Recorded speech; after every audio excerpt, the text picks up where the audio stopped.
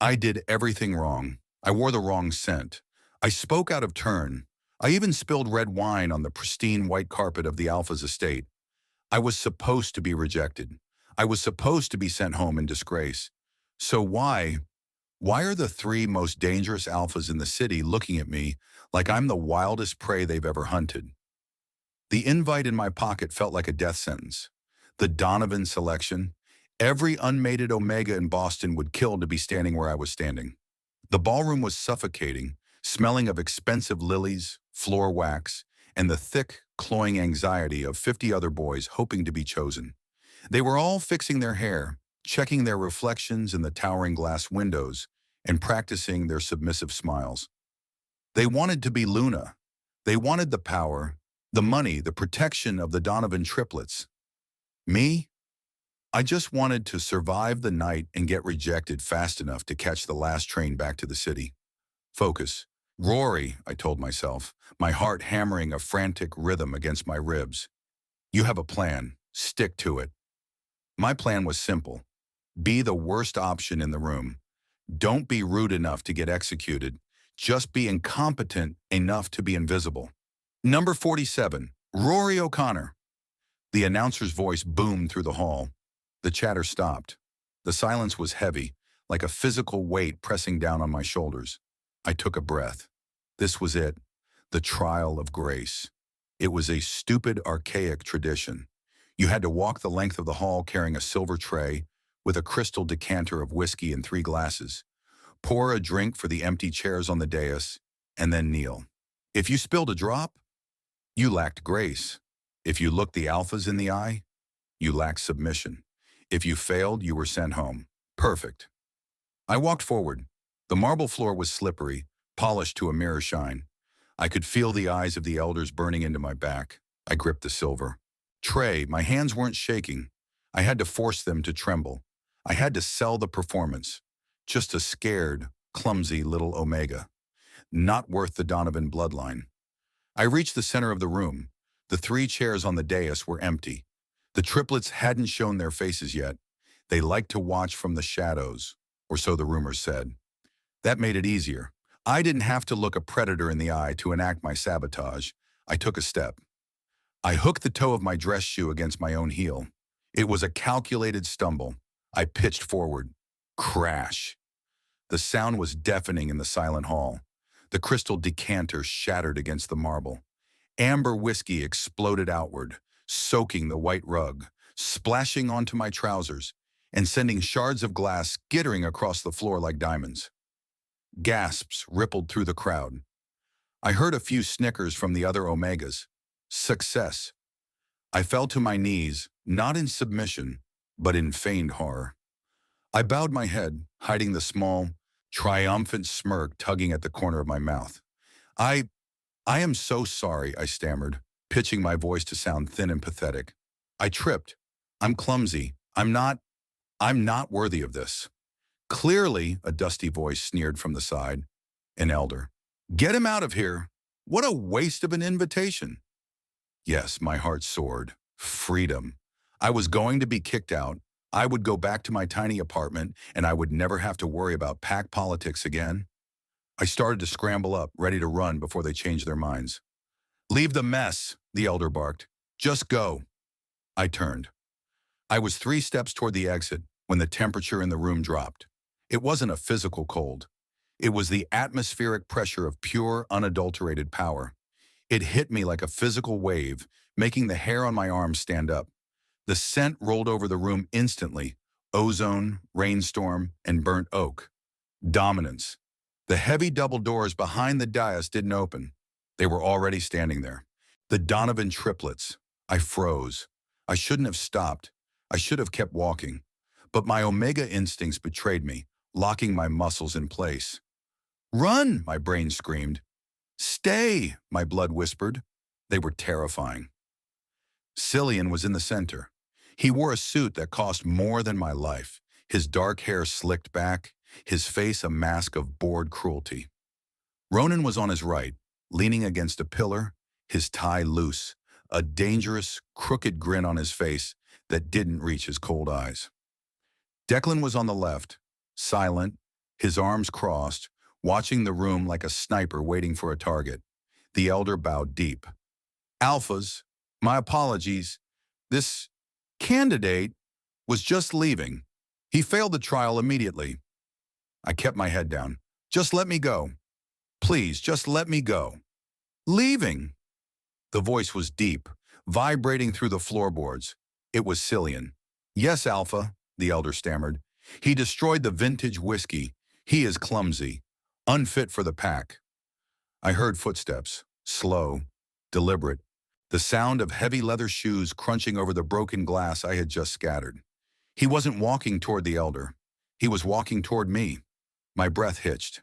Why is he coming here? I failed. I did exactly what I was supposed to do. The footsteps stopped right in front of me. I could smell him now. The ozone scent was overwhelming, drowning out the lilies and the floor wax. It smelled like a storm about to break. Look at me, he commanded. It wasn't a shout. It was a whisper, but it carried more weight than a scream. I couldn't resist a direct alpha command. I hated it, but my body obeyed. I lifted my chin. I met Cillian Donovan's eyes. They were gray, like steel in winter, cold, calculating, and amused. He wasn't angry. He wasn't disgusted. He was studying me like I was a puzzle he had just found a missing piece for. You tripped, Cillian said. Yes, Alpha, I whispered. I'm clumsy. You have excellent balance, Ronan's voice came from behind me. I hadn't even heard him move. He was circling me like a shark. I watched you walk in. You move like a dancer, or a fighter. You didn't trip, did you, little Omega? My heart slammed against my rib cage. They saw. I don't know what you mean, I lied, my voice trembling for real this time.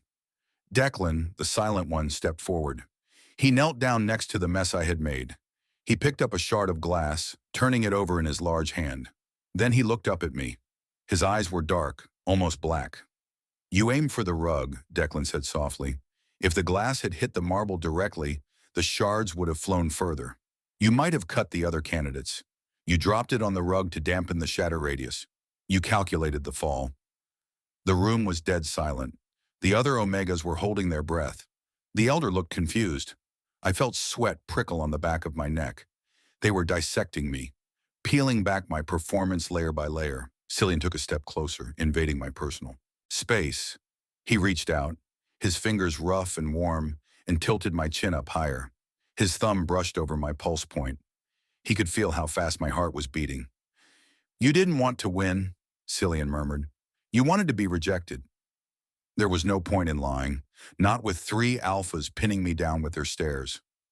I didn't ask to be here, I said, my voice barely a whisper, but steady. I let a flash of my real self show through, the defiance I had been hiding. And I don't want to be a trophy on a shelf, the elder gasped. Insolence! Alpha, let me remove him. Quiet, Ronan snapped, without looking away from me. Cillian stared at me for a long, agonizing second. The air was thick with tension. I waited for the anger. I waited for the punishment. You didn't disrespect the Donovans and walk away. Then the impossible happened. Cillian smiled. It wasn't a nice smile. It was sharp, predatory, and terrifyingly possessive. Everyone else in this room tried to be perfect. Today, Cillian said, his voice echoing in the hall, they tried to be exactly what they thought we wanted. Obedient, graceful, boring. He leaned down, his lips brushing the shell of my ear. You looked at the crown, and you threw it on the floor. He pulled back, his gray eyes locking onto mine with an intensity that made my knees weak. We don't want a pet, Rory O'Connor. We want a partner who isn't afraid to get their hands dirty. Cillian turned to the elder, his voice ringing with finality. The trials are over. Send the others home. He looked back at me, and the hunger in his eyes made my blood run cold and hot all at once. We found him. The other 2 brothers moved in, flanking me, cutting off any escape route. I was trapped. I failed on purpose. I did everything to make them hate me. So why are they looking at me like I'm the prize? The words hung in the air, heavy and final. We found him. My breath hitched in my throat, a sharp panic sound I couldn't suppress. The world tilted on its axis. The heavy scent of ozone and burnt oak seemed to thicken. wrapping around me like invisible chains. I stood frozen between the three of them, the shattered glass at my feet glittering like a mockery of my failed plan. "Wait," I whispered, the single word scraping against my dry throat. "No, you can't. I failed. I broke the decanter. I'm clumsy. I'm—" "Quiet," Cillian said. It wasn't shouted, but the command slammed my mouth shut. His gray eyes hadn't left my face. He looked satisfied, like a cat that had just cornered a mouse that thought it knew the maze better than the predator. Around us, the ballroom dissolved into chaos. The elder was sputtering, his face a mask of shock. The other Omegas were whispering, their gazes darting between me and the triplets with a mix of jealousy and horror. "Clear the room," Ronan barked, his voice sharp enough to cut glass. He didn't look at the crowd. His eyes were fixed on the curve of my neck. Now, it happened. In a blur, guards swarmed in, ushering the confused, protesting candidates out the heavy double doors. The noise of their exit faded, leaving a ringing silence in its wake. Just me and them. The air in the room shifted. It became intimate, dangerous. Declan, the silent one, finally moved. He stepped over the puddle of whiskey, not caring that the expensive amber liquid stained the cuffs of his trousers. He stopped inches from me. He was taller than Cillian, broader too, with shoulders that blocked out the light from the chandelier. "You're shaking," Declan observed. His voice was a low rumble, devoid of mockery. Just a statement of fact. "I'm not," I lied, clenching my fists at my sides to stop the tremors. Declan reached out. I flinched, expecting a blow, a grab, something violent. But his hand merely hovered near my face, sensing the heat of my skin without touching it. "You are," he murmured, "but not from fear. Not entirely." He tilted his head, his dark eyes narrowing. "Adrenaline. Rage." He was too perceptive. It made my skin crawl. "I want to go home," I said, forcing my voice to be steady. "The rules state that if a candidate fails the trial of grace, they are dismissed. I failed. Let me go." Ronan laughed, a dark, scratchy sound that shivered down my spine. He circled around to stand in front of me, leaning in close. He smelled different than his brothers, spice and wood smoke, sharp and aggressive. "The rules?" Ronan smirked, showing too many teeth. "We wrote the rules, sweetheart. We can burn them whenever we want." He reached out and tucked a stray lock of hair behind my ear. His fingers were calloused, rough against my soft skin. The contact sent a jolt of electricity through me that I hated. "And you didn't fail. You performed. It was the most interesting thing that's happened in this house in a decade." "I am not a performance," I snapped, slapping his hand away. The sound of the slap echoed in the empty hall. Silence. Absolute terrifying. Silence. I froze. I had just struck an alpha. Not just any alpha. A Donovan. In their own house. Ronan's eyes widened. For a second, I thought I was dead. I braced myself for the retaliation, for the anger that inevitably followed when an Omega forgot their place. But Ronan didn't strike back. His grin widened, turning feral. He looked at Cillian. "Did you see that? He's got claws." Cillian wasn't smiling anymore. He was watching me with a calculated intensity that was far worse than Ronan's amusement. He took a step forward, closing the triangle. I was boxed in. "Why?" Cillian asked softly. "Why what?" I challenged, though my heart was hammering so hard it hurt. "Why sabotage yourself?" Cillian's voice was smooth, a velvet trap. "You know who we are. You know what we own. This family controls the shipping lanes from Boston to Cork. We own the politicians, the police, the banks. Being our mate means limitless power. It means safety. Why fight it?" "Because I don't want to be owned," I hissed, the truth spilling out before I could stop it. "I don't care about your money. I don't care about your power. I saw those other boys. They look at you and see a crown. I look at you and I see a cage." The admission hung there, raw and bleeding. I expected anger. I expected them to be insulted. Alphas hated rejection. Their egos were fragile things, easily bruised by an Omega who didn't fawn over them. But Cillian just hummed, a thoughtful sound deep in his chest. "A cage," he repeated. "Is that what you think this is?" Isn't it? I gestured to the opulent room, the guards by the doors, the suffocating weight of their presence. You don't want a partner. You want a breeding stock with a pretty face who knows how to pour a drink without spilling it. I'm not that. I never will be. Declan moved then. He stepped closer, his body heat radiating against my front. He was so close I had to crane my neck to look him in the eye. You think we want a doll, Declan said, quietly. You're wrong. Prove it, I dared him. Let me leave. No, Cillian said. The refusal was instant. Absolute. You entered the selection, Rory, Cillian said, his tone shifting from curious to commanding. By stepping through those doors, you agreed to the terms. The selection isn't over until we say it is, and we haven't made our final decision. You said you found me, I argued, panic rising in my chest again. That sounds like a decision. We found a candidate worth testing, Cillian corrected. You showed us you have a brain. You showed us you have fire. But fire burns, Rory. We need to see if you can be handled without burning the whole house down. I won't be handled, I spat. We'll see, Ronan whispered, leaning into my personal space again. That's the fun part. Cillian gestured to the guards. Escort Mr. O'Connor to the East Wing, the Onyx Suite. I'm not staying, I shouted, backing away, but my heel caught on the wet rug. I stumbled. Before I could fall, Declan's arm shot out.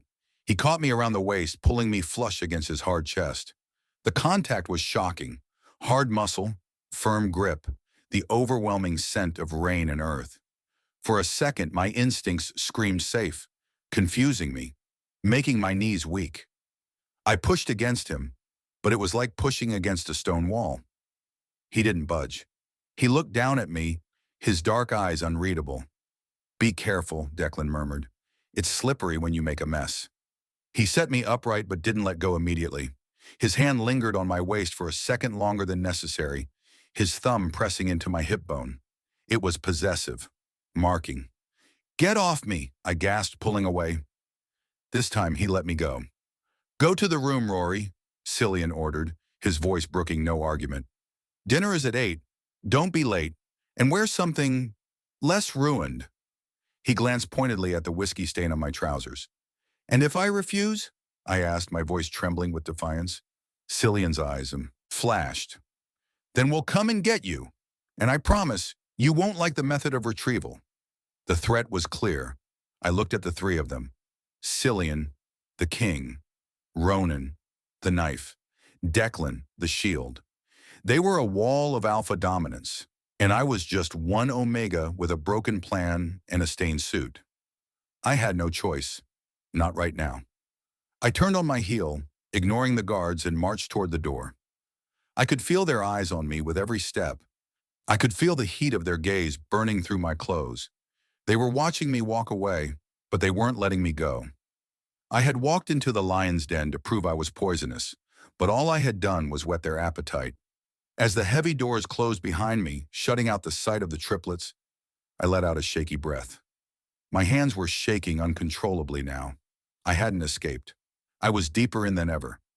The hallway stretched out before me like the throat of a beast, lined with dark mahogany and portraits of dead ancestors, who all seemed to share Cillian's cold, judging stare.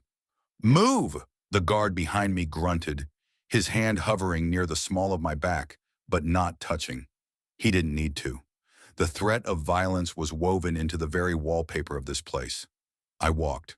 My legs felt heavy, like I was wading through water, but I kept my chin up. If I was going to be a prisoner, I wouldn't look like a victim. We passed grand windows lashed by rain. The cliffs outside were jagged teeth biting into the gray Atlantic. There was no running. Even if I got past the guards, the terrain would kill me before I reached the main road. Cillian knew that. That's why he hadn't bothered to cuff me. The guard stopped at a set of double doors carved from black wood, the Onyx Suite. He swiped a key card, the lock clicking with a heavy, expensive sound. Inside, don't leave until the Alpha summons you. And if I get hungry, I asked, my voice dripping with false sweetness. There's fruit in the bowl, he said, deadpan, and shoved the door open. I stepped in, and the door slammed shut behind me. The lock engaged instantly. I let the mask drop. I rushed to the door, gripping the handle, twisting it uselessly, locked. I spun around, my chest heaving, taking in my cage. It was obscene. The room was larger than my entire apartment. A massive four-poster bed dominated the center, draped in black silk. A fireplace crackled on the far wall, casting long, dancing shadows. But what made my stomach turn was the scent. It didn't smell like a guest room. It smelled like them. The spice of Ronan, the earth of Declan, the ozone of Cillian. This wasn't a guest suite. This was their territory, a nest. And they had just tossed me right into the center of it. Bastards, I hissed, wiping my sweaty palms on my ruined trousers. I marched to the window. It was floor-to-ceiling glass, offering a stunning view of the storm. I pressed my hand against the pane. Cold, reinforced, unbreakable. I was pacing, my mind racing through terrible options when I saw it. Lying on the black silk comforter of the bed was a box. Matte black, no ribbon. I approached it slowly, as if it might explode. I lifted the lid. Inside lay a suit. But it wasn't the stiff, formal wear of the other candidates. It was velvet. Deep, midnight blue velvet. Soft, tactile, and cut to cling. Beside it sat a pair of cufflinks. Silver knots. A note rested on top of the fabric. The handwriting was sharp, angular. Cillian's. Wash the failure off. Dinner is formal. Wear this. C. I'm not wearing your costume, I muttered, crumpling the note and throwing it into the fire. I watched the paper curl and blacken, wishing it was Cillian's arrogance burning instead. I turned away from the bed, intending to sit in the armchair and rot in my stained clothes just to spite them. Click. The door handle turned. I spun around, adrenaline spiking. I expected a servant, maybe a guard. The door opened and Ronan slipped inside. He didn't look like a jailer. He looked like trouble. He had shed his jacket, his white dress shirt unbuttoned at the collar, sleeves rolled up to reveal forearms corded with muscle and ink, a tattoo of a wolf's jaw wrapped around his left wrist. He closed the door and leaned against it, crossing his arms. That crooked, dangerous grin was back. You haven't changed, he noted, his eyes raking over my whiskey-stained shirt. Cillian hates it when people ignore his instructions. Cillian can go to hell, I snapped, and you can join him. Ronan laughed, pushing off the door. He moved with a prowling grace, closing the distance between us. The room suddenly felt very small. You've got a mouth on you, Rory. I like that. He stopped 3 feet away. Most Omegas would be crying by now, or begging. You just look like you're calculating the best way to murder me. I'm considering my options, I said, holding my ground. Currently, stabbing you with a fire poker is ranking high. Ronan's grin faltered, replaced by a darker, hungrier look. He stepped closer, invading my personal space. The scent of wood smoke and spice hit me, heavy and intoxicating. It triggered a biological response I couldn't control. My scent glands flared, releasing a distress signal that was laced with unintentional sweetness. Ronan's nostrils flared. He inhaled sharply. You smell like vanilla, he murmured, his voice dropping an octave. And fear, and sugar? He tilted his head. You smell delicious. Back off, I warned, taking a step back until my legs hit the edge of the bed. I was trapped. Or what? Ronan challenged. You'll slap me again? He reached out, his hand lightning fast, and caught my wrist. His grip was iron. He pulled me forward, forcing me to stumble into his chest. Do it, he whispered, his face inches from mine. His eyes were gold-flecked and wild. Hit me again. I want to see if you have the nerve. My breath hitched. His heart was beating steady and slow against my chest, while mine was fluttering like a trapped bird. The heat coming off him was immense. I'm not playing your games, I whispered, trying to yank my wrist free. He didn't budge. This isn't a game, Rory, Ronan said, his voice losing its teasing edge. You walked into our house, you broke our property, you disrespected our hierarchy. By rights, we should have tossed you to the guards. He leaned in, his nose brushing against the sensitive skin below my ear. I shivered, hating myself for it. But you're the first thing in this miserable city that feels real. He breathed against my neck. So tell me, why did you really fail the trial? Who are you hiding from? I'm not hiding, I lied, my voice trembling. Liar, he hummed, the vibration traveling through my skin. Your pulse is jumping. You're terrified. But not of us. He pulled back, looking me in the eye. His expression was intense, searching. Someone hurt you, he stated. It wasn't a question. Someone made you think you had to make yourself small to survive. The accuracy of his words felt like a physical blow. I looked away, blinking back the sudden sting of tears. You don't know anything about me. I know enough, Ronan said softly. He released my wrist. The loss of contact left a cold spot on my skin.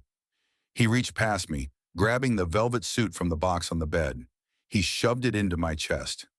Put it on, he ordered, his voice rough. Not for Cillian, for yourself. Armor up, Rory, because if you think I'm intense, wait until you deal with Declan at the dinner table. He doesn't play with his food like I do. He turned and walked to the door, pausing with his hand on the latch. He looked back over his shoulder. 5 minutes, Ronan said. If you aren't dressed, I'm coming back in to dress you myself, and I promise I won't be gentle with the zippers. He stepped out, the door clicking locked behind him. I stood there, clutching the velvet suit, my chest heaving. My wrists still burned where he had touched me. They were dissecting me. Ronan had just peeled back a layer I had spent years protecting, and we hadn't even had the first course yet. I looked at the suit. Armor up. I stripped off my stained clothes, my hands shaking. I pulled on the velvet trousers, then the shirt. It fit perfectly, disturbingly perfectly. I looked in the mirror. The dark blue velvet made my skin look pale, my eyes bright. I looked regal. I looked dangerous. I wasn't the clumsy Omega anymore. I took a deep breath, smoothing the fabric. If they wanted a show, I'd give them one. I walked to the door and waited. The lock clicked. The heavy wood swung inward. It wasn't Ronan this time.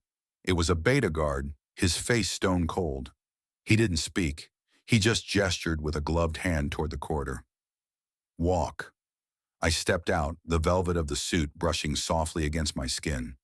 It felt like a second skin, too comfortable, too expensive.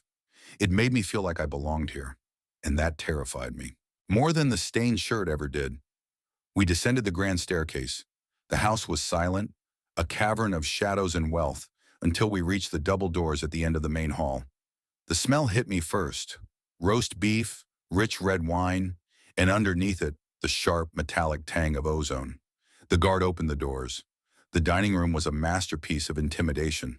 A long table made of dark, polished walnut stretched down the center, lit only by candelabras dripping with wax. Cillian sat at the head of the table. He didn't look up as I entered. He was cutting into a steak, his knife moving with surgical precision. Ronan sat to his right, leaning back in his chair, swirling a glass of dark liquid. He winked at me, a silent callback to the bedroom. Declan sat to the left. He was the only one not eating or drinking. His hands were clasped on the table, and his dark eyes locked onto mine the second I crossed the threshold. He didn't blink. Sit, Cillian commanded, spearing a piece of meat. He still hadn't looked at me. There was only one place set, directly opposite Cillian, at the other end of the long table. I'd prefer to stand, I said, stopping behind the high-back chair. Cillian paused. The knife scraped against the porcelain plate, a harsh, screeching sound that made my teeth ache. He slowly lifted his head. The candlelight caught the sharp angles of his face, making him look less like a man and more like a statue carved from ice. We didn't ask for your preference, Rory, Cillian said softly. Sit. The air pressure in the room dropped. The alpha command pushed against my shoulders, a heavy physical weight. My knees buckled. I sank into the chair before I could stop myself. Good boy, Ronan teased, taking a sip of his drink. I gripped the edge of the table, my knuckles turning white. I am not your pet. Then stop acting like one. Declan's voice cut through the air. It was the first time he had spoken. His voice was deeper than his brother's, a rumble that I felt in the floorboards. A pet obeys because it has to. A partner obeys because he trusts the command. Which are you? I'm neither, I shot back. I'm a hostage. Hostages don't get filet mignon, Ronan pointed out, gesturing to the plate in front of me with his fork. I looked down. On the gold-rimmed plate sat a thick cut of steak. It wasn't just rare. It was practically breathing. Red juice pooled around it. It was primal. A test. Can you stomach what we are? My stomach turned. I usually ate processed protein bars or cheap noodles. This was aggressive. Eat, Cillian said. You're too thin. I can see your ribs through that shirt. I'm not hungry. You are, Declan corrected. Your glucose levels are low. You're running on adrenaline. If you don't eat, you'll pass out in 10 minutes. He picked up his own knife. And if you pass out, we'll have to carry you upstairs. I don't think you want my hands on you again while you're unconscious. The threat was veiled, but clear. Take care of yourself, or we will take care of you. And you won't like the lack of control. I picked up the heavy silver knife. I cut a piece of the meat. It was tender, falling apart under the blade. I forced myself to put it in my mouth. It tasted like iron and butter. Rich, overwhelming. I swallowed, staring Cillian dead in the eye. Happy? I asked. Cillian leaned forward, resting his chin on his steepled fingers. Curious. About what? About the file, Cillian said. He tapped a manila folder resting next to his wine glass. I hadn't noticed it in the dim light. My blood ran cold. I had my team run a background check on you the moment you walked into the ballroom, Cillian said, his voice casual, as if discussing the weather. Rory O'Connor, 22 years old, orphaned at 10, bounced between 3 foster homes, no criminal record, excellent grades, but you dropped out of university 6 months ago. He flipped the folder open. But here's the interesting part, Cillian continued. There is a 6-month gap in your medical records, right before you dropped out. He looked up, his gray eyes piercing. Where were you, Rory? I froze. The steak turned to ash in my mouth. I couldn't breathe. They found it. They found the gap. I was sick, I said quickly, too quickly. Sick, Declan repeated, skepticism dripping from the word. Yes, mononucleosis. I was bedridden. For 6 months? Ronan laughed, but there was no humor in it. Come on, sweetheart. Try harder. Declan stood up. The movement was sudden. He didn't walk around the table. He moved with the table, leaning over the wood, his massive frame casting a shadow over me, even from the distance. You weren't sick, Declan said low. I smelled it on you earlier, when I caught you. He started walking toward me, slow, deliberate. Declan, Cillian warned, but he didn't stop him. Declan stopped right beside my chair. He loomed over me, blocking out the candlelight. The scent of rain and earth was suffocating now. He placed a hand on the back of my chair, leaning down until his mouth was inches from my ear. You smell like vanilla, Declan whispered. But underneath that, underneath the cheap scent blockers you've been dousing yourself in. My heart hammered against my ribs like a trapped bird. He knows. Oh God, he knows. You smell like milk, Declan finished, his voice barely audible. And grief. I flinched as if he had slapped me. I don't know what you're talking about, I choked out, pushing my chair back. It scraped loudly against the floor. Declan didn't move. He grabbed the arm of the chair, holding me in place. You lost something, Declan murmured, his dark eyes searching my face, stripping away every defense I had. Or someone, 6 months ago. That's why you failed the trial. That's why you hate us. He reached out, his hand hovering over my stomach. You're not just resisting the bond, Rory, Declan said, his voice turning rough with a confusing mix of anger and sorrow. You're mourning a bond that was severed. I slapped his hand away. Don't touch me. The room went deadly silent. I stood up, shaking, my chest heaving. You think you know everything because you have money and power, but you don't know me. You don't know what I've lost. Then tell us, Cillian said from the end of the table. He wasn't eating anymore. He was watching me with a new expression. Not amusement, intensity. I'm done, I spat. I'm done with your dinner. I'm done with your games. I turned to storm out. Sit down, Rory, Cillian ordered. The alpha command slammed into me again, harder this time. My knees hit the floor. I gasped, the humiliation burning hotter than the anger. I was on my knees in front of them. Again. We aren't finished, Cillian said, standing up. He walked toward me, the sound of his shoes echoing like gunshots. Declan smells grief. Ronan smells fear. But do you know what I smell? He stopped in front of me, looking down at my kneeling form. I smell a lie. He crouched down, forcing me to look at him. You didn't drop out of university because you were sick, Cillian whispered, and you didn't lose a bond. He pulled a piece of paper from his pocket, a crumpled receipt. You bought a ticket to Dublin for tomorrow morning, Cillian revealed. One way. My eyes went wide. I had bought that with cash, under a fake name. You weren't planning to go back to your apartment after the trial, Cillian said, his voice turning dangerous. You were planning to run, to vanish. He grabbed my chin, his grip bruising. Who are you running from, Rory? Because if you're bringing a war to my doorstep, I need to know before I claim you. Claim me? I choked out, the words tasting like copper in my mouth. The absurdity of it almost cut through the crushing weight of Cillian's alpha command. I was on my knees, my velvet trousers soaking up the cold from the floor, while the most powerful man in Boston held my chin in a grip that could crush bone. Answer the question, Cillian said, his voice dropping to that terrifyingly calm register again. Who are you running from? Is it the Russians? The Italians? He tilted my head, studying my eyes like he was reading code. Or is it something closer to home? I'm not running from a mob war, I managed to rasp, my vocal cords fighting against the command to stay silent. Sweat beaded on my forehead. The pressure to submit, to go limp and bare my neck, was instinctual. It was biology. But my fear was stronger than biology. Then explain the ticket, Cillian demanded. One way, cash, departing at 6 tomorrow. I just wanted to leave, I lied, though my voice cracked. I wanted to start over. Start over from what? Declan's voice came from above. I couldn't see him, but I could feel his heat at my back. I was surrounded. Cillian in front, Declan behind, Ronan pacing the perimeter like a wolf circling a trap. From this, I spat, jerking my chin out of Cillian's grip. It took every ounce of willpower I possessed. From a society that treats me like livestock. From you. Cillian's eyes widened. Just a fraction. He hadn't expected me to break the hold. Alpha commands weren't suggestions. They were neural overrides. An Omega shouldn't be able to move until released. He broke it, Ronan whispered, stopping his pacing. He looked delighted. Cillian, he actually broke your command. Cillian stood slowly, his height unfolding like a dark cloud. He didn't look angry anymore.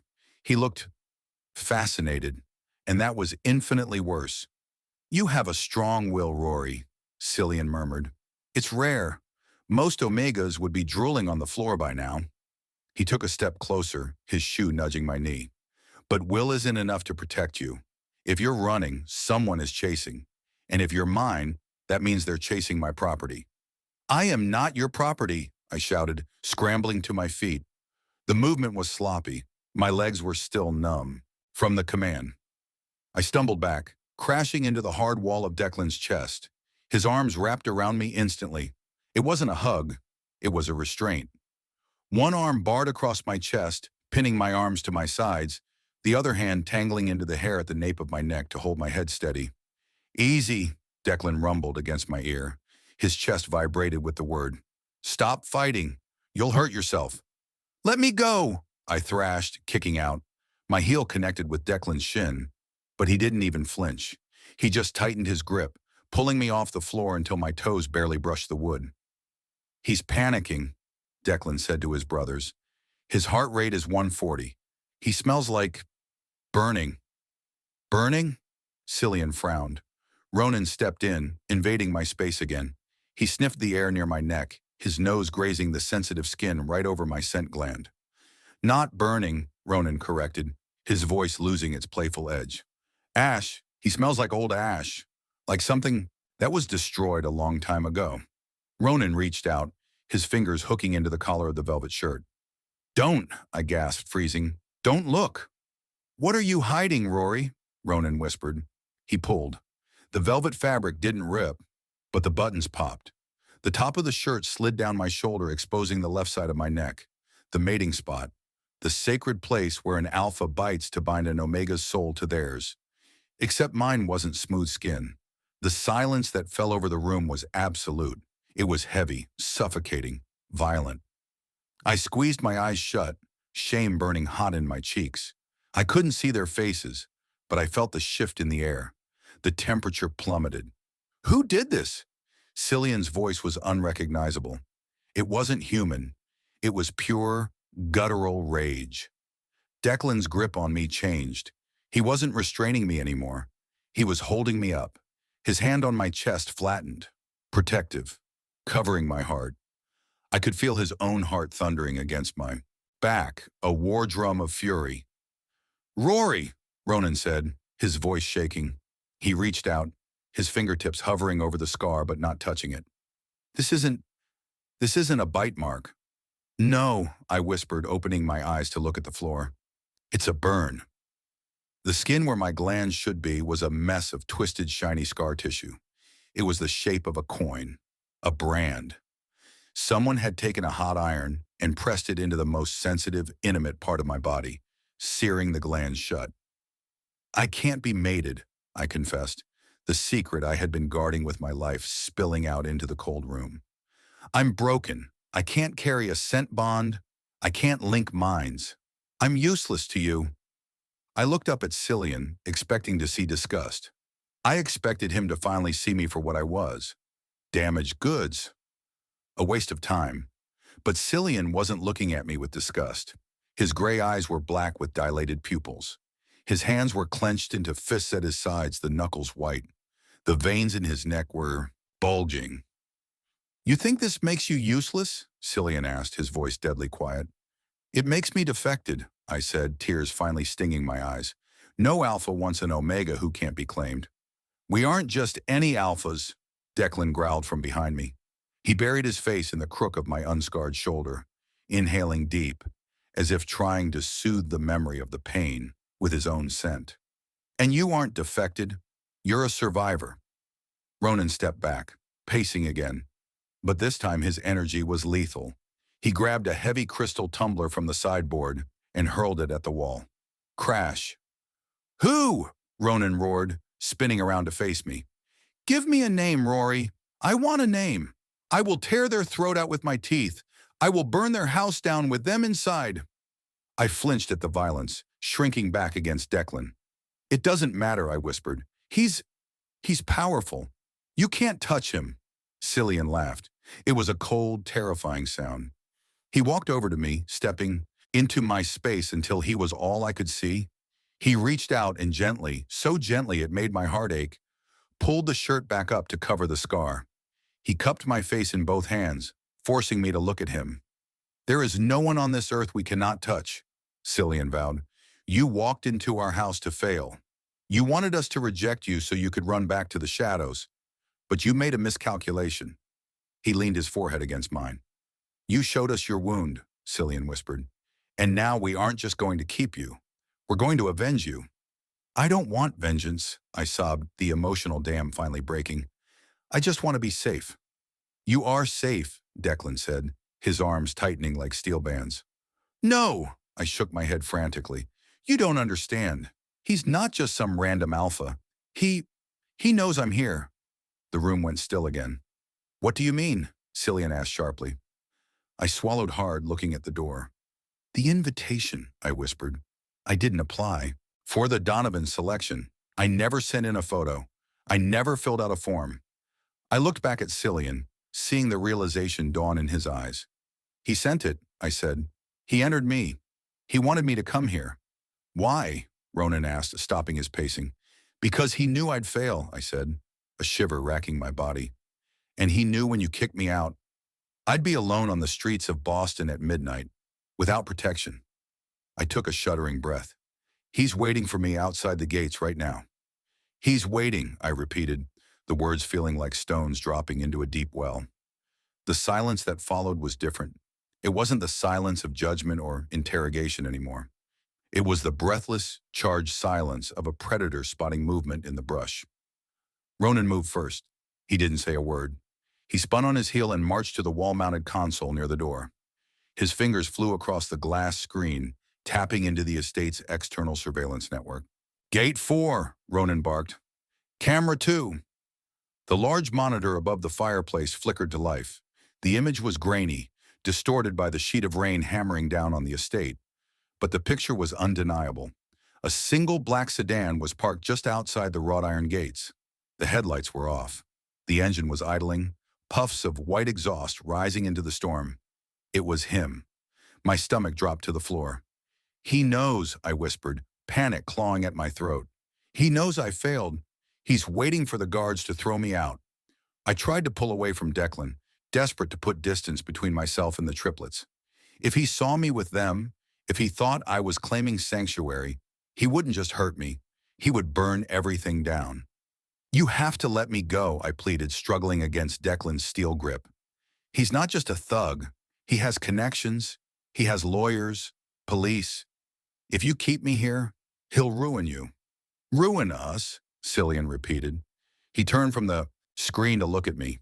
His expression was unreadable, terrifyingly calm. He walked over to where I was thrashing in Declan's arms. "Declan, let him go," Cillian ordered. Declan hesitated. A low growl rumbled in his chest, a vibration that went straight through my spine. His instincts were screaming to protect, to shield. "Release him," Cillian said again, sharper. Declan's arms loosened. I stumbled forward, gasping for air, my knees hitting the floor again. I scrambled up, backing away until my back hit the cold stone of the fireplace. "Thank you," I breathed, smoothing my ruined shirt. I'll go out the back. Maybe I can lose him in the woods." "You misunderstood," Cillian said smoothly. He wasn't looking at me. He was looking at Ronan. "Open the gates." My heart stopped. "What?" "Open the gates," Cillian repeated, his voice devoid of emotion. "Invite him in." "No!" I screamed, lunging forward. I grabbed the lapels of Cillian's suit, forgetting fear, forgetting rank. "Are you insane? You're handing me over? After everything you just said?" Cillian didn't flinch. He looked down at my hands, clutching his expensive jacket, then up at my face. His eyes were cold, hard chips of ice. "I am not handing you over," Cillian said quietly. "I am inviting the fly into the spider's web." He covered my hands with his own. His skin was warm, dry, and steady. He peeled my fingers off his suit but didn't let go of my wrists. He held them between us, a shackle of flesh and bone. "If he is outside the gate, he is a public nuisance," Cillian explained, his thumb rubbing over the pulse point of my wrist. "If he enters my property, he is a trespasser. He is subject to pack law." A dark realization dawned on me. Pack law was ancient, brutal. On Alpha territory, the Alpha was judge, jury, and executioner.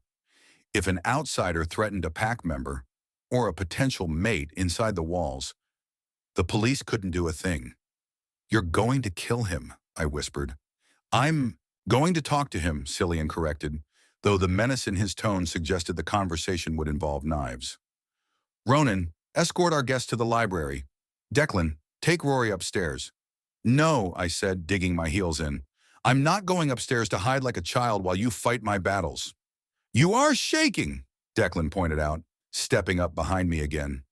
He didn't grab me this time. He just stood there, a massive, warm wall blocking my retreat. "You are in no condition to face him. You smell like terror." "I smell like survival," I snapped, turning to glare at him. "I survived him for 10 years. I can survive one conversation." I looked back at Cillian. "If he comes in here, I want to be in the room. I need to see him. I need to know he can't hurt me anymore." Cillian studied me. He looked at the fire in my eyes, the way I was standing tall despite the trembling in my legs. "He branded you," Cillian said softly. "Yes. He broke you. He tried." Cillian's lips quirked. Up, a microscopic smile. "Fine," Cillian decided, "but you do not speak. You do not move. You sit by the fire, and you let us handle the politics. If you utter a single word, I will have Declan gag you. Understood?" It was a humiliating condition, but I nodded.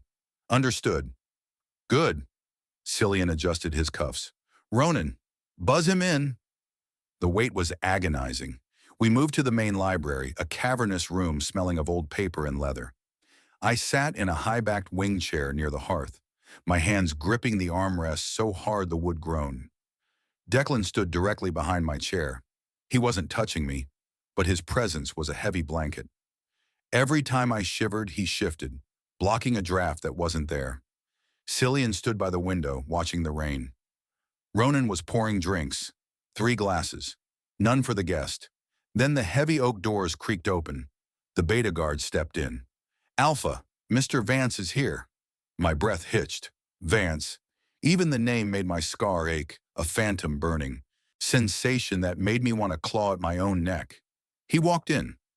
Silas Vance looked exactly the same as he had the last time I saw him. Impeccable.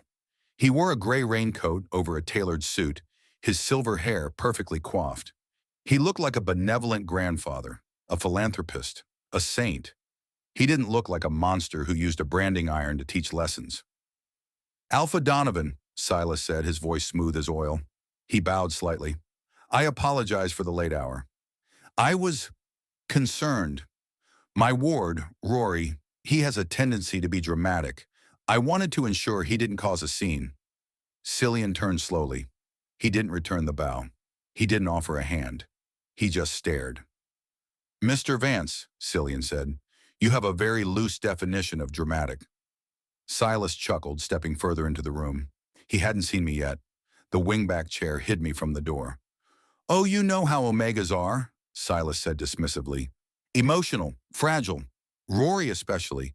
He's troubled. I hope he didn't damage anything valuable. He broke a decanter, Ronan said from the bar, taking a sip of whiskey, and he stained a very expensive rug. I see, Silas sighed, reaching for his wallet. I am happy to write a check for the damages.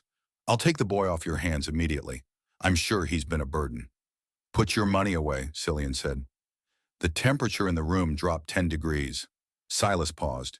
He sensed the shift. He looked from Cillian to Ronan, and then his eyes drifted to the fireplace, to the chair. I couldn't hide anymore. I stood up. Silas's eyes widened.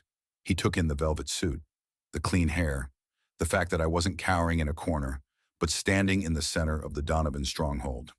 Rory, Silas said, his voice hardening instantly. The grandfather mask slipped. Get your coat, we're leaving. The command was ingrained in me. My body jerked forward automatically. Stay! Declan's voice rumbled from behind me. It wasn't a shout. It was a low, resonant thrum that vibrated through my chest, counteracting Silas's voice. It anchored me. I stopped. Silas's eyes narrowed. He looked at Declan, then back to Cillian.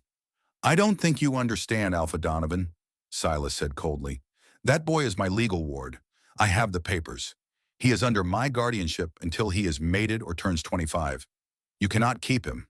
Guardianship, Cillian repeated, rolling the word around his mouth like it was poison. That implies protection. Care. Cillian walked forward, closing the distance between them. He towered over Silas. We saw the neck, Vance. The color drained from Silas's face. That was an accident, a kitchen accident when he was a child. Liar, Ronan sang out. He slammed his empty glass onto the bar. It's a brand, a cattle brand. He is difficult, Silas snapped, his composure cracking. He needed discipline. He refused to submit. He refused to be useful. I did what I had to do to make him marketable. Marketable, I whispered, the word cutting me deeper than the brand ever did. And now you've ruined it, Silas shouted, pointing a shaking finger at me. You failed the trial. Do you know what you've cost me? The Donovans were the last hope. No one else will take a scarred, defiant Omega. He lunged toward me. Get over here, you ungrateful little... He didn't make it 2 steps. A blur of motion. A sickening crack. Silas was on the floor. Ronan had moved faster than the eye could follow. He had Silas pinned to the Persian rug, his knee pressed into the man's chest, his hand wrapped around Silas's throat. Don't touch him, Ronan snarled, his face twisting into a demonic mask of fury. His canines were fully extended, sharp and gleaming in the firelight. If you take one more step toward him, I will rip your trachea out and feed it to you. Ronan, Cillian said, calm, controlled. He touched him, Ronan hissed, looking back at his brother, eyes glowing gold. He burned him, Cillian. Let me kill him. Not yet, Cillian said. Cillian walked over to the struggling, gasping man on the floor. He looked down at Silas with pure, unadulterated disgust. You said no one else would take him. Cillian said softly. He looked up at me. His gaze was heavy, possessive, and terrifyingly intense. You're wrong. Cillian turned back to Silas. The trial isn't over, Mr. Vance, and the candidate has been selected. My heart stopped. What? Silas choked out. We are keeping him, Cillian announced, and since you are so concerned with legality, we will be filing for a transfer of guardianship immediately. On what grounds? Silas wheezed. Cillian smiled. It was the smile of a shark that smelled blood in the water. On the grounds that he is no longer your ward, Cillian said. He is our mate. The word hung in the air, vibrating with a terrifying permanence. Mate! My lungs seized. I couldn't inhale. The library suddenly felt like a vacuum, sucking all the oxygen out of the room. I stared at Cillian's back, at the sharp, unforgiving line of his shoulders. He stood there like a monolith, blocking Silas from me, blocking the world from me. Mate? Silas wheezed from the floor, a bubble of blood forming at the corner of his lip. He started to laugh. It was a wet, gurgling sound that made my skin crawl. You're lying. You're bluffing, Donovan. You can't mate him. Silas pushed himself up on his elbows, ignoring Ronan's knee digging into his sternum. He looked past Cillian, locking his venomous gaze onto me. Tell them, Rory, Silas sneered. Tell them why it's impossible. Tell them about the ruined flesh on your neck. An alpha can't bite through scar tissue. The gland is dead. You can't form a bond. Shut up, I whispered, my voice trembling. He's broken, Silas shouted, spitting blood onto the Persian rug. He's a mule. He can't carry your scent, and he can't carry your... Ronan moved. He didn't punch him. He didn't choke him. He simply leaned down and whispered something into Silas's ear. I couldn't hear the words, but I saw the color drain from Silas's face until he looked like a corpse. His eyes went wide with pure primal terror. Ronan pulled back, a dark, satisfied smirk playing on his lips. Get out! He stood up, grabbing Silas by the collar of his expensive coat and hauling him to his feet like a rag doll. If I see your car within 10 miles of this estate, Ronan said pleasantly, I won't call the police. I'll call the butcher. Silas scrambled back, stumbling toward the door. He paused on the threshold, casting one last hateful look at me. You think you've won? Silas hissed. But you've just traded one master for 3. Don't come crawling back when they realize you're defective. Then he was gone. The heavy doors slammed shut, echoing like a gunshot. Silence returned. But it wasn't peaceful. It was the heavy, pressurized silence of a bomb squad trying to cut the right wire. I stared at the closed door, my heart hammering a frantic rhythm against my ribs. Defective. The word echoed in my skull. Rory, Cillian's voice. Calm, commanding. I spun around. You lied. Cillian turned to face me. He adjusted his cuffs, his expression unbothered. I improvised. You told him I was your mate, I shouted, the hysteria finally bubbling over. You claimed me. Do you know what you just did? By tomorrow morning, every pack in Boston is going to know. You just put a target on my back. I put a shield on your back, Cillian corrected coldly. As long as the city thinks you are ours, no one, not Vance, not the Russians, not the devil himself, will touch you. But it's a lie, I stepped forward, poking a finger into the hard muscle of his chest. I can't be mated, Cillian. You heard him. My gland is scar tissue. I can't take a bite. I can't complete the bond. You bought yourself a broken toy. I expected him to flinch. I expected him to realize his mistake and kick me out. Instead, Cillian caught my hand. He didn't push it away. He held it against his chest, right over his heart. I could feel the slow, powerful thrum of it beneath the expensive fabric. Who said anything about biting? Cillian murmured. I froze. What? Declan moved from behind me. He came around the side of the chair, his presence encompassing. The bite is just biology, Rory. It's hormones, chemicals. It's the bond, I argued, trying to pull my hand back, but Cillian held fast. It's what makes it real. Without the bite, I'm just a mistress, a pet. Is that what you think? Ronan asked, walking back from the door. He was wiping his hands with a handkerchief, as if touching Silas had infected him. He threw the cloth into the fire. He stalked toward me. the predator back in his eyes. A bond isn't teeth and skin, Ronan said, stopping inches from my back. I was triangulated again. Cillian in front, Declan to the left, Ronan behind. A bond is obsession. A bond is the fact that when you walked into that ballroom, the three of us stopped breathing. That's lust, I snapped, though my face burned. That fades. Does it?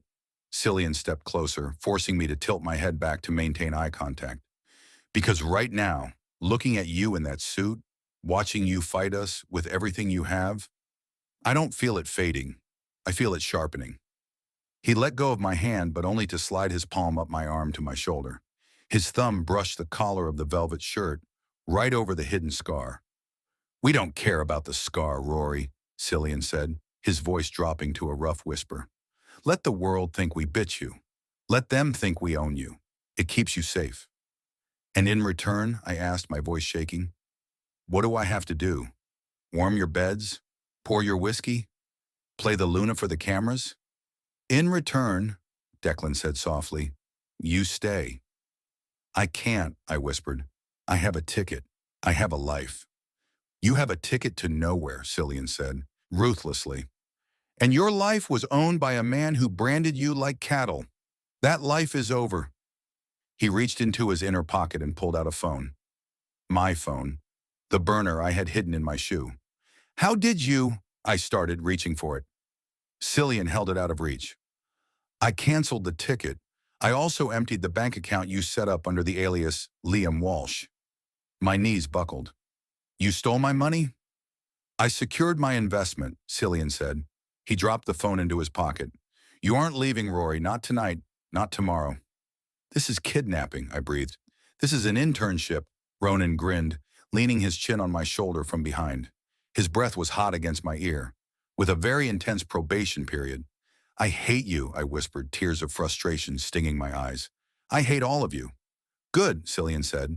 He looked satisfied. Hate is passion. I can work with passion. Indifference is what bores me. He checked his watch. Dinner is cold, Cillian noted.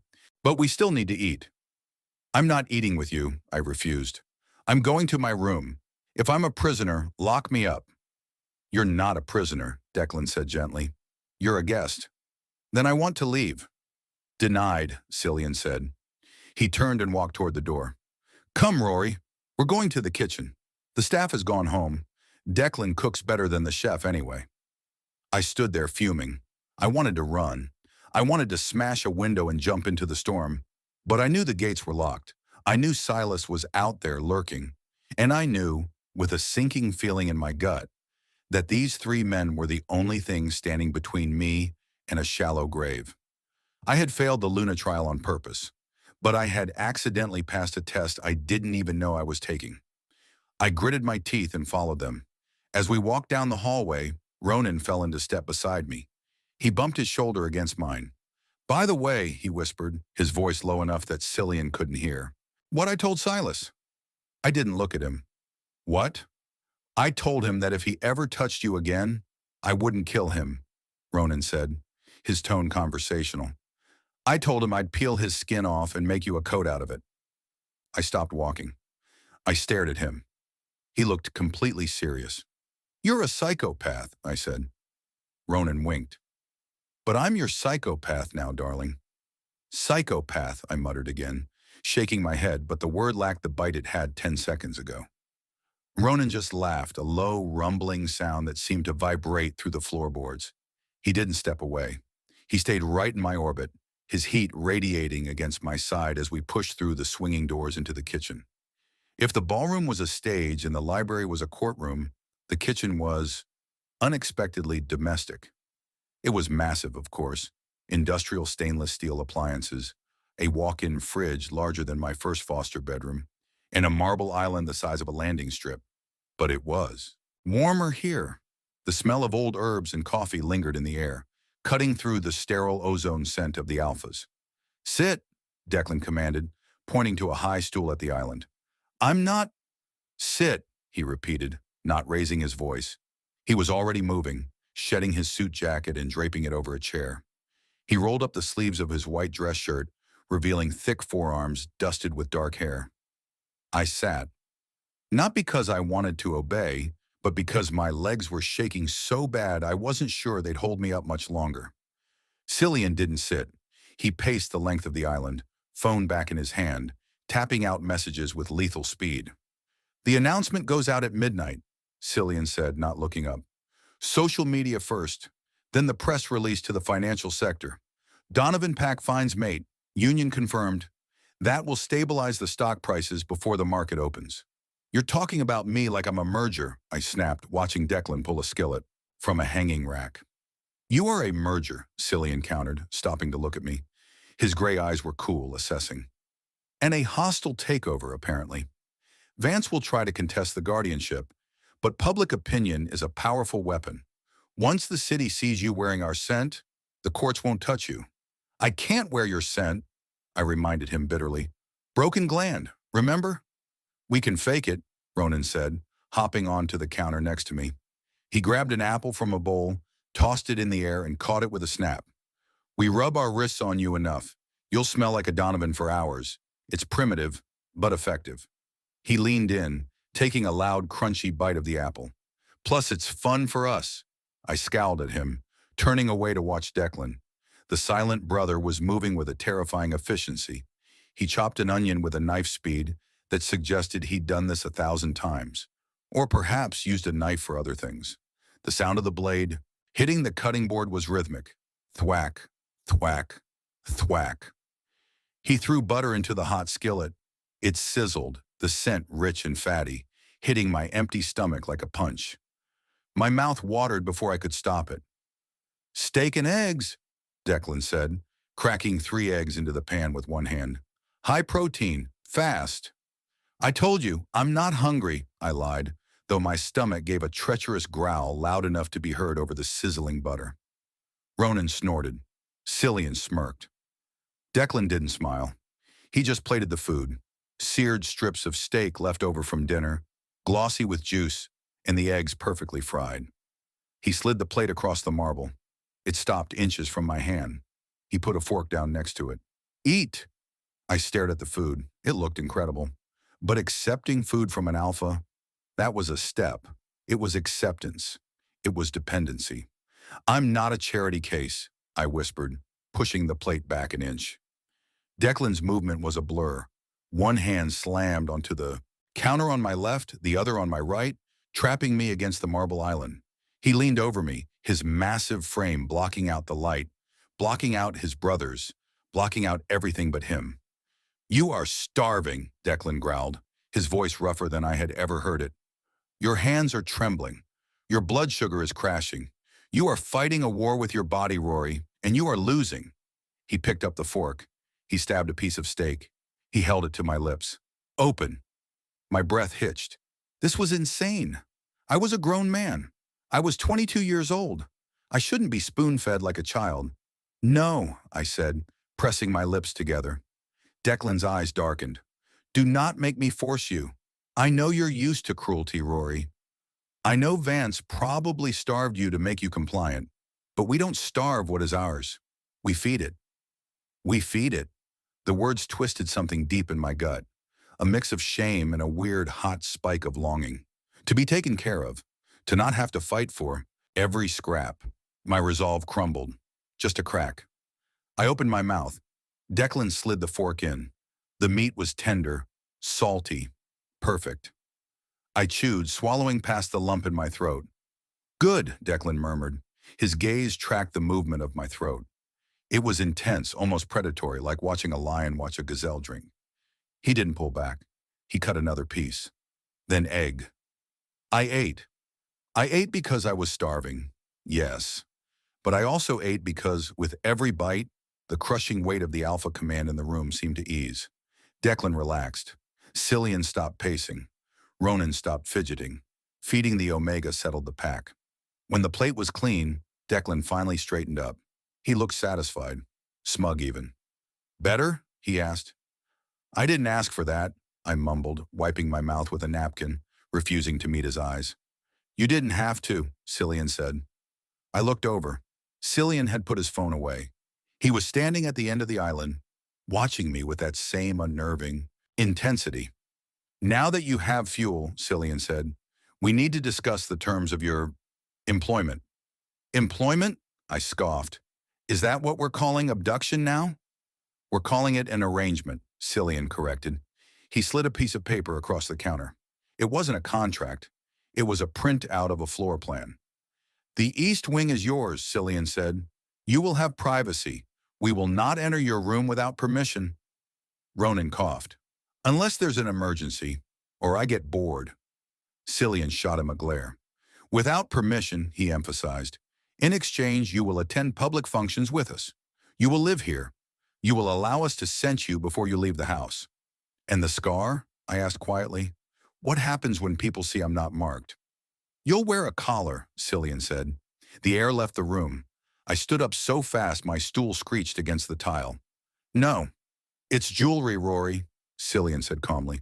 A choker, high neck, diamonds, sapphires. Whatever you want. It covers the scar. It signals ownership. It solves the problem. It signals slavery, I shouted. I walked away from Vance to escape a brand, and now you want to put a collar on me? A brand is permanent, Declan said, his voice low. A collar can be taken off. Only by the one who holds the key, I shot back. I looked at the three of them. They were a wall of power, unyielding. They had saved me from Vance, fed me, and promised me safety, but the price was my autonomy. I won't wear it, I said, shaking. Cillian walked over to me. He stopped close enough that I could smell the ozone and rain. He reached into his pocket and pulled out something that glittered in the harsh kitchen light. It wasn't a leather dog collar. It was a band of black velvet, thick and soft, with a single massive uncut diamond in the center. Try it, Cillian whispered. If you hate it, you can take it off, I promise. He held it out. My hands were shaking. I looked at the velvet. It matched the suit. It was beautiful, and it was a shackle. But Silas was outside the gate. I turned around, lifting my hair, exposing the ruined, scarred neck to the room. Do it, I whispered, closing my eyes. Before I changed my mind. I felt Cillian's cool fingers brush my heated skin. The velvet settled over the scar, soft and hiding the ugly truth. Click. The clasp snapped shut. The weight of it was immediate. It wasn't heavy, but it felt grounding. Open your eyes, Ronan whispered from right in front of me. I opened them. Ronan was staring at the collar, his pupils blown wide. Declan was gripping the edge of the counter so hard the marble might crack. Cillian's hand was still on the back of my neck, his thumb stroking the velvet. Perfect, Cillian breathed. But then a wave of heat hit me, not from the stove, from inside. My knees buckled. A sharp, sweet cramp twisted in my lower belly. My scent, vanilla and distressed sugar, suddenly spiked, turning thick and heavy. I gasped, grabbing the counter for support. What did you do? We didn't do anything, Declan said, his voice sounding strained. He took a step back, covering his nose and mouth with his hand. You're going into heat, Ronan realized, his voice cracking. He looked at me with a mix of hunger and panic. The stress, the food, the safety. Your body thinks it's safe to cycle. I stared at them in horror. I hadn't had a heat in 3 years. My body had shut down from the trauma. But now, surrounded by 3 alphas, wearing their collar, with a belly full of their food, my biology had betrayed me. Get away from me, I gasped, backing up, but my legs felt like jelly. We can't, Cillian said. His voice was guttural. He wasn't the CEO anymore. He was the alpha. You're in our kitchen. You're wearing our collar. And you smell like ours. Ours, Cillian repeated, the words sounding like a prayer and a curse all at once. The kitchen dissolved into a haze of fever and instinct. My vision blurred at the edges. The heat wasn't just a biological cycle. It was a tidal wave, crashing against the dam I had built around my body for 3 years. The dam broke. I whimpered, a humiliating, needy sound that seemed to tear itself out of my throat. My legs gave way completely. I didn't hit the floor. 3 pairs of hands were on me instantly. Declan caught my waist, his grip bruising but grounding. Ronan was at my knees, preventing me from collapsing. Cillian was in front of me, his hands cupping my face, his thumbs brushing away the sweat beating on my temples. "Breathe," Cillian commanded, though his own breath was coming in ragged gasps. "Declan, get him out of here. Take him to the safe room. The filters there can scrub the scent." "No," Ronan snarled, his eyes flashing gold. He buried his face in my stomach, inhaling the sweet, distressing scent of my slick. "He stays. He needs us. Look at him, Cillian. He's in pain." "He is in heat," Cillian roared, the sound vibrating in my chest. "And we are barely holding on to our control. If we take him now, while he's delirious, we are no better than Vance." The name cut through the haze like a knife. Vance. "He's outside," I gasped, clutching Cillian's forearms. My skin felt like it was on fire. He's going to hurt me." "He is never getting near you again," Declan vowed against my ear. Boom! The world shattered. The explosion wasn't metaphoric. It was physical. A deafening roar tore through the estate, shaking the very foundation of the kitchen. The massive reinforced window overlooking the driveway blew inward, showering the marble island with glass. I screamed, covering my head. "Down!" Cillian shouted. Declan threw his body over mine, tackling me to the floor behind the island. He was a human shield, heavy and immovable. Ronan was instantly on his feet, vaulting over the counter, placing himself between us and the gaping hole in the wall. Through the smoke and the pouring rain, headlights cut through the kitchen gloom. A black SUV had rammed the service entrance, smashing through the brick and steel. The driver's door kicked open. Silas Vance stumbled out. He wasn't the composed grandfather figure anymore. He was manic. He held a heavy canister in one hand and a flare gun in the other. "I told you," Silas screamed over the howling wind. "If I can't have him, no one can. I'll burn this whole place to the ground." He raised the flare gun. My heat was pulsing through me, making me weak, but the terror was sharper. He was going to kill us. He was going to burn us alive. "Ronan!" Cillian barked. One word. "Permission." Ronan didn't hesitate. He didn't look like a man anymore. He moved like a shadow, a creature of pure violence. He lunged through the debris, ignoring the glass cutting into his feet. Silas fired the flare.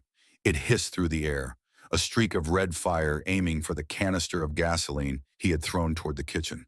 "No!" I screamed, struggling against Declan's grip. But Cillian was faster.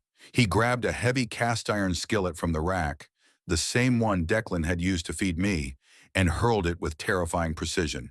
Clang! The skillet hit the flare mid-air, knocking it off course. It skittered harmlessly across the wet tiles, sputtering out in a puddle of rain. Silas froze, his eyes bulging. He didn't see Ronan coming. Ronan hit him like a freight train. They went down in the mud and glass outside the wall. I heard a sickening crunch, then a scream that was cut abruptly short. Silence fell over the kitchen, save for the hiss of the rain and the pounding of my own heart. Declan slowly lifted his weight off me, though he kept one arm wrapped tight around my waist. Cillian stepped through the hole in the wall, his silhouette dark against the storm. He looked down, then he looked back at us. "It's over," Cillian said, his voice flat. "Call the cleanup crew and the lawyers." Ronan walked back in, wiping rain and blood from his hands onto his trousers. He looked wild, terrifying, and completely calm. He looked at me, his golden eyes softening instantly. "He won't bother you again, sweetheart," Ronan said softly. I looked at them. Cillian, the king who commanded the chaos. Ronan, the monster who kept the nightmares at bay. Declan, the shield who kept me warm. They had destroyed everything for me. They had nearly burned down their own legacy to protect a broken Omega with a scar on his neck. And in that moment, the fear vanished. The heat slammed back into me, no longer blocked by adrenaline. I slumped against Declan, a whimper escaping my lips. "Rory!" Cillian said, rushing to my side. He knelt in the glass and water, ruining his suit, not caring. "We need to get you to the safe room. The medical team is on their way." I shook my head, tears mixing with the sweat on my face. "No," I whispered. I reached out, my trembling hand grabbing Cillian's tie. I pulled him closer. No doctors, no safe room. Rory, you're in heat, Cillian argued, his voice strained. We can't. I don't want to be safe, I sobbed, the truth finally breaking free from my chest. I don't want to be alone. I want my pack.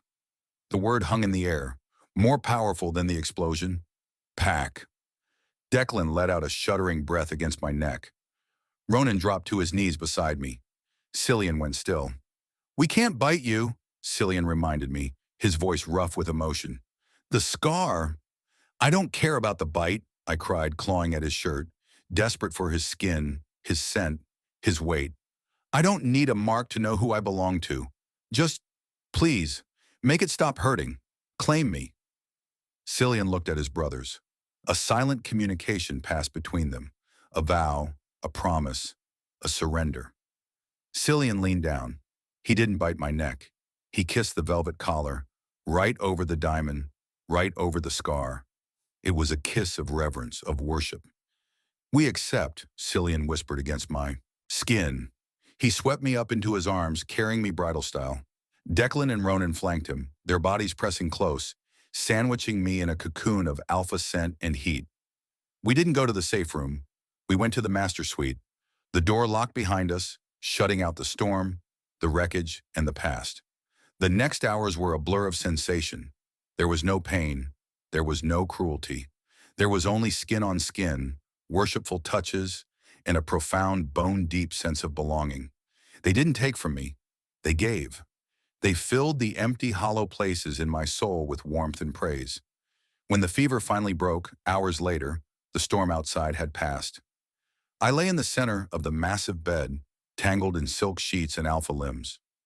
Declan was asleep, his heavy arm draped over my waist, his face buried in my hair. Ronan was sprawled at the foot of the bed, one hand resting protectively on my ankle. Cillian was awake. He was propped up on one elbow, watching me in the dim light of dawn. I blinked, my body exhausted but humming with a strange, new peace. I reached up and touched the velvet collar still around my neck. You kept it on, Cillian murmured. It fits, I whispered. Cillian smiled. It wasn't the sharp, predatory smile from the ballroom. It was soft, real. The lawyers called, he said quietly. Vance is in custody. The papers are signed. You're legally ours.